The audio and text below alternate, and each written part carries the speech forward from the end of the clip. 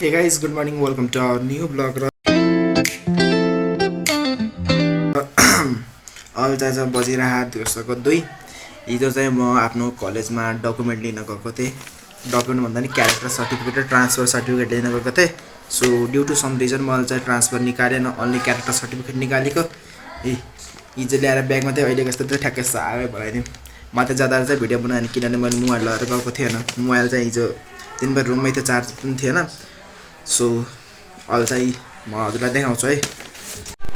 Guys, यहाँ मस्त म पढिरहेको थिएँ, अहिले म सिधा कुरो पढिरहेको थिएँ, ठ्याक्कै मलाई याद आयो भने देखाउँछु ल। युट्युबमा चाहिँ पढिरहेको थिएँ, अहिले ठ्याक्कै त्यो होम ट्याब अन गरेको तब त्यस्तो आएको है। एउटा सानो प्रब्लम भयो।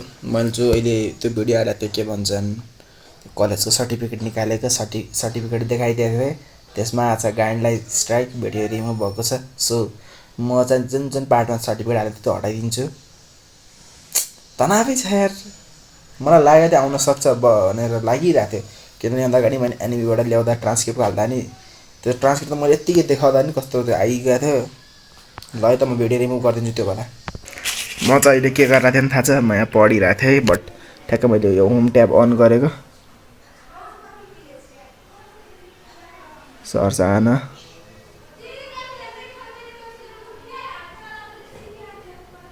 म त यो च्यानलबाट लिसनिङ गर्छु है।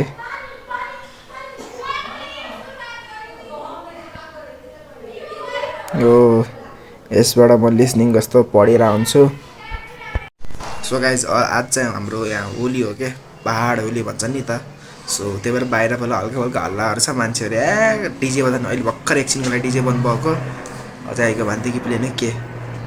र मैले चाहिँ आज अनलाइनमा चाहिँ धेरै हेर्दा चाहिँ के भन्छन् इरानतिर दुबईमा अट्याकहरू भइरहेको, मान्छेहरू सब सेफ हुन्। आई होप एकजना नेपाली पनि मरेको न्युज आएको रहेछ डेथको।